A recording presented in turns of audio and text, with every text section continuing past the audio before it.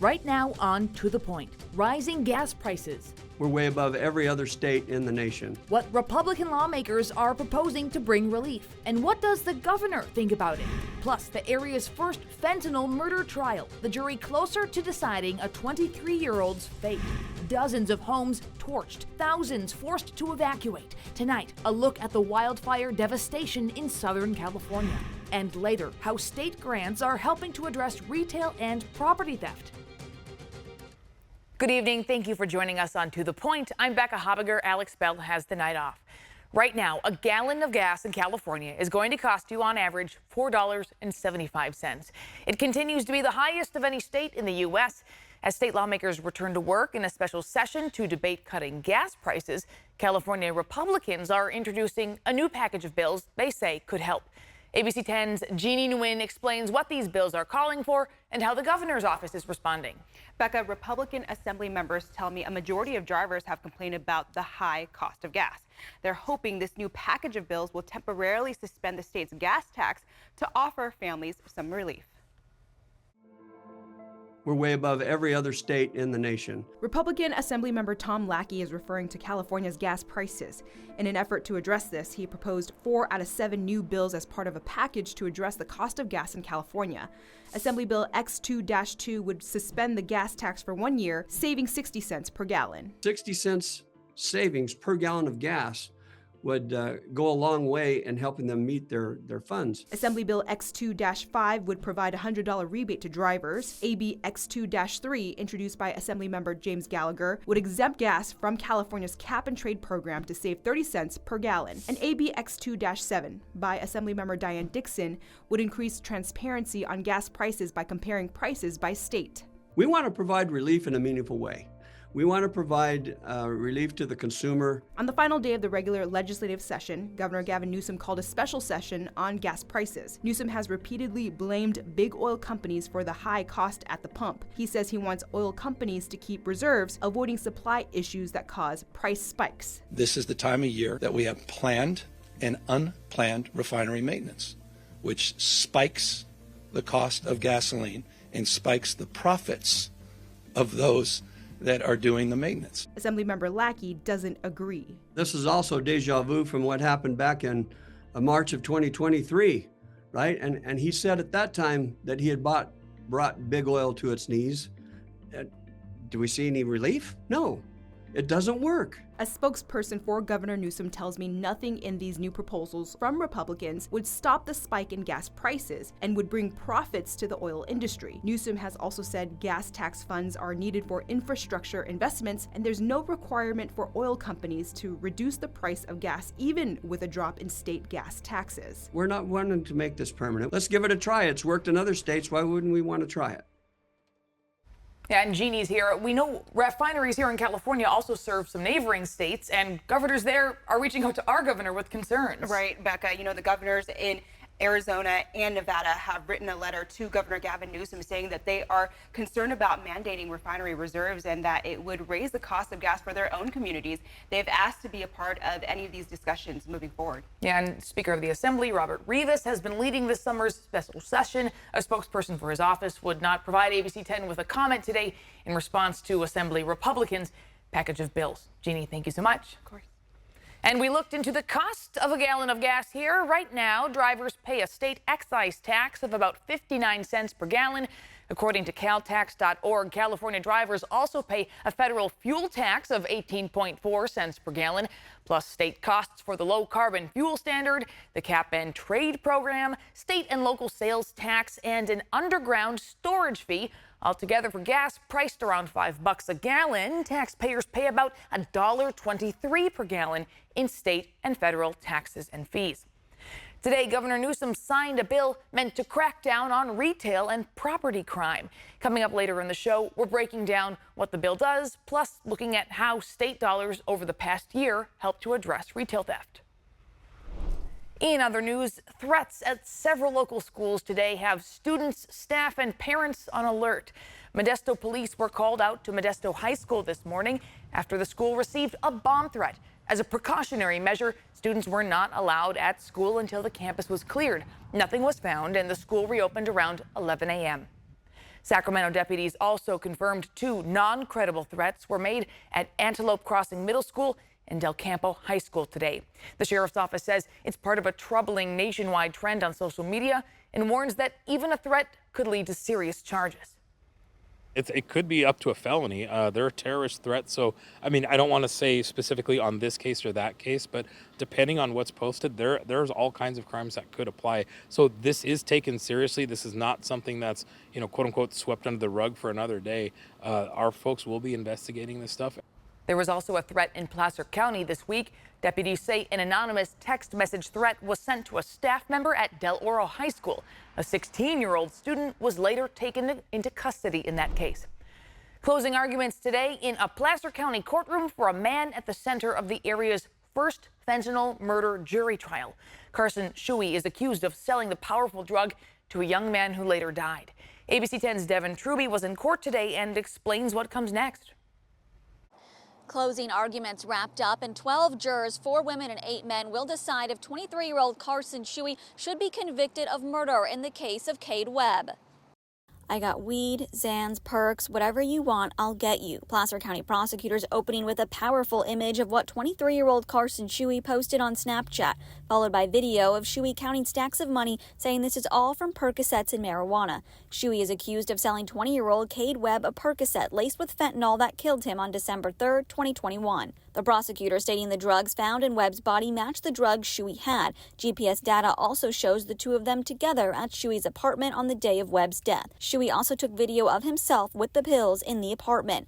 There are 3 charges for the jury to decide on: second-degree murder and 2 counts of possession for sale. The prosecution hopes they can convince the jury that Shuey knew the pills he sold Webb were dangerous. They showed a text message from Shuey saying, "I lose a best friend every month now.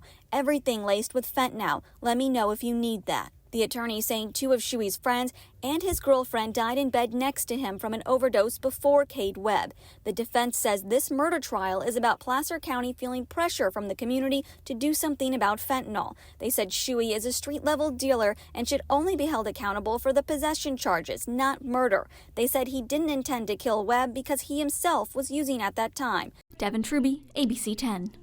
This is Placer County's second attempt to prosecute Carson Shuey. The first was declared a mistrial due to an issue with laboratory result forms.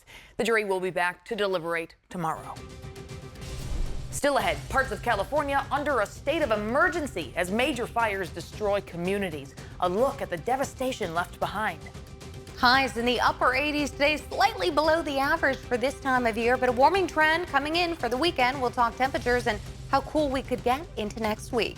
And later, the fight against retail theft. Why business owners say state funds are not enough. Sadly, these incidents have driven many businesses to close their doors permanently.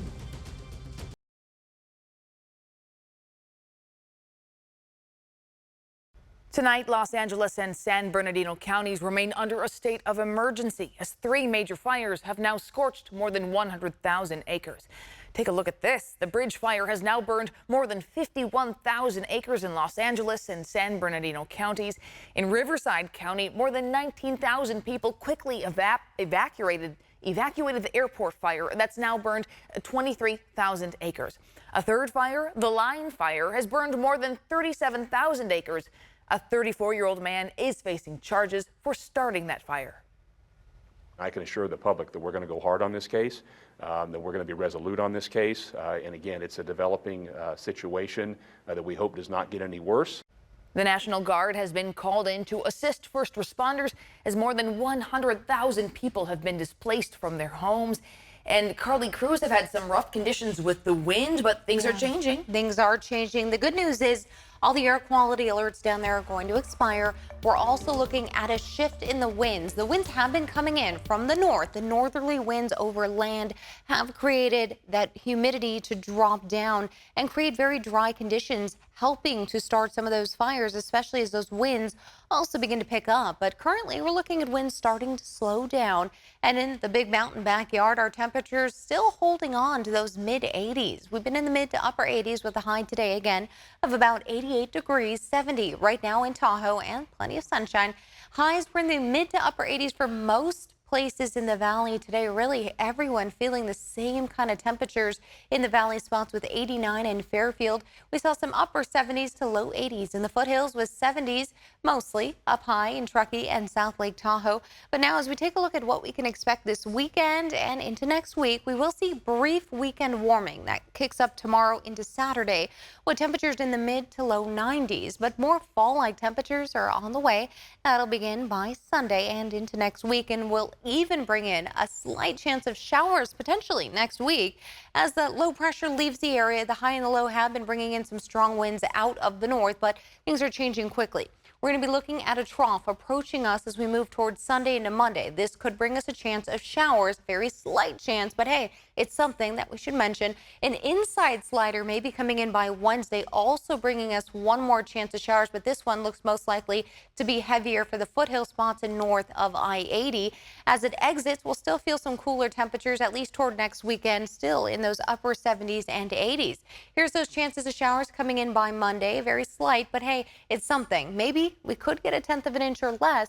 And then after that, it looks like Wednesdays mostly again stay around those foothills, very light, if anything at all, around Sacramento. Then it leaves our area, bringing us mostly sunny skies toward the end of the week and next weekend.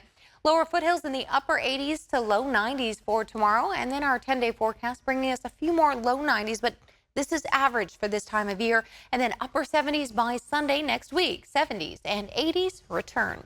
Carly, thank you so much. Next on To the Point, Governor Newsom signing a new bill addressing retail theft, plus how state-funded grants are helping in the fight. And new details, Sacramento County attempting to house the unhoused living along the American River Parkway.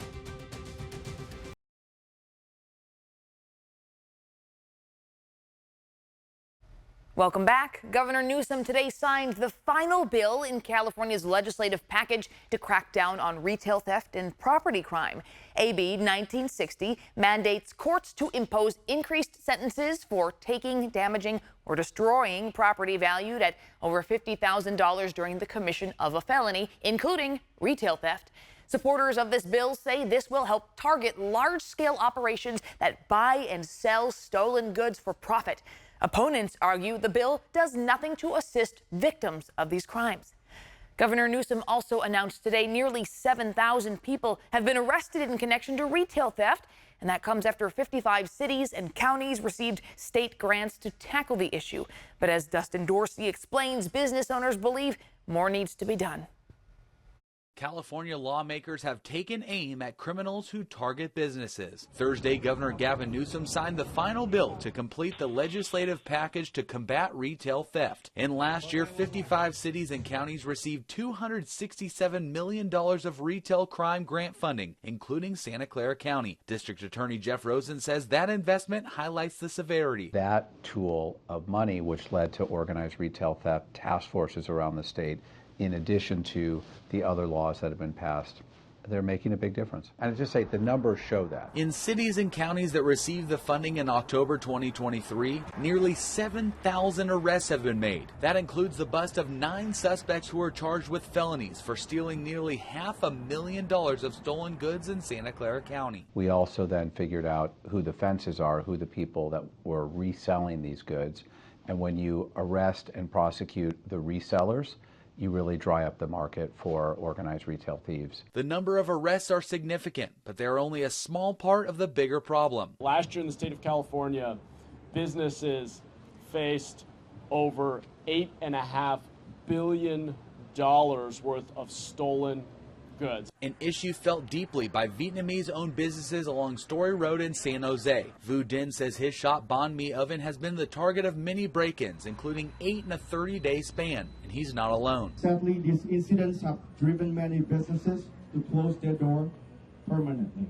It is painful to witness the hardworking individuals and families pays the price of these crimes. That's why he's voting for Prop 36. Supporters say it would take current retail theft laws a step further by upgrading misdemeanor thefts of items worth less than $950 to felonies, among other changes. Opponents are worried it will return California to a time of mass incarceration, but Dinh hopes it can make a difference. We must acknowledge that this spiral of crime negatively affects the well-being of our community. Amazon is set to close its West Sacramento warehouse next month. They say it's due to their lease ending and sent a report to the state saying 159 employees will be laid off. The company says it's working to find new opportunities for impacted employees at nearby fulfillment sites. It comes as the company opened its new Amazon Fresh store in Elk Grove today. It's in the Ridge Shopping Center on Elk Grove Boulevard near Bruceville Road. And this is the second Amazon Fresh in Northern California. The first store opened last month in Roseville.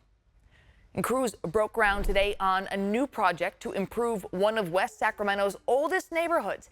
The city is using funds from Measure K to make upgrades to the State Streets neighborhood. It includes 6 miles of pavement updates, 5 miles of resealing roads, 31 curb ramp upgrades, and more than 2 miles of curb and gutter repairs. Concrete work is expected to start next month, and the whole project is expected to be completed by late 2025. Tonight, we're learning more about how Sacramento officials plan to address homelessness along the American River Parkway. The county says it plans to use most of the $25 million it received from the state to partner with a private firm in buying the residents in off Howe Avenue. The county will convert 32 of the 176 units into permanent supportive housing. The remaining units will be available to people with moderate income. The county says the idea is that the 32 supportive housing units can be a gateway into a market rate apartment. I understand that 32 units doesn't seem like very many, but I don't think that very many people are in the business of affordable housing and understanding how expensive it actually is. The county says the new shelter beds will be available next spring. The other units at the Residence Inn will be available by early 2026. Meanwhile, the future of a 102-acre plot of land in South Sacramento is still undecided. The land located near Meadowview Road by Susan B. Anthony Elementary School was purchased by the city of Sacramento back in 2022 for more than $12 million. It has been slated for many things in the past, such as a possible building, parking lot for people living in their cars, or even a regional sports center. Now, city council members are once again gathering community input for the future of the land. The feedback will be sent to the city council around October. Turning now to the race for the White House, former President Trump says he will not debate Vice President Kamala Harris again. Trump posting that on Truth Social this afternoon. It comes as Attorney General Merrick Garland is defending his department after Trump accused the DOJ of being weaponized against him.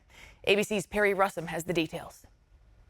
Today, Attorney General Merrick Garland defending the Department of Justice. The public servants of the Department of Justice do not bend to politics. Garland says the DOJ will not allow the U.S. to become a country where law enforcement is treated as an apparatus of politics. It comes after former President Trump accused the department of being weaponized against him during the debate on ABC. It's called weaponization. Never happened in this country. They weaponized the Justice Department. Garland speaking directly to DOJ employees. You deserve better. You deserve gratitude. Both Trump and Vice President Kamala Harris claiming victory after Tuesday's debate. I believe we owe it to the voters to have another debate. So because we've done 2 debates and because they were successful, there will be no third debate. Trump continues to face backlash for pushing baseless claims during the debate, including one about immigrants in Springfield, Ohio, eating people's pets. The city manager there says that did not happen. Republican Governor Mike DeWine on CBS today. This is something that came up on the internet, and the internet can be quite crazy sometimes. And look, the mayor, Mayor Rue of Springfield says no, there's no truth in that. They have no evidence of that at all. We know there's a lot of questions surrounding the November election. We're covering many of the local races in the weeks ahead. If you have questions about registering to vote or anything on your ballot, you can send us your questions right now. Head over to abc10.com/vote. And still ahead, the new sports teams that could soon come to Stanislaus County.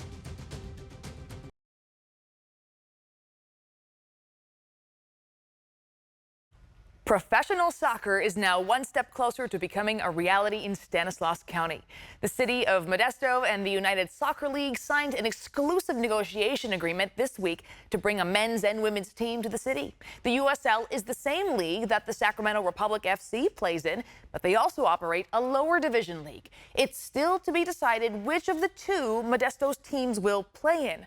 The agreement is in place for 1 year with an option to extend it by 6 months if needed. That means that within a year, officials must come to an agreement on a new stadium and how it will be financed. Well, thank you so much for watching and inviting us into your home. If you have something you think we should be looking into, please send the team an email at tothepoint@abc10.com. And hey, To The Point doesn't end here. To watch stories featured on the show, download our free ABC 10 Plus app wherever you stream. Have a great night.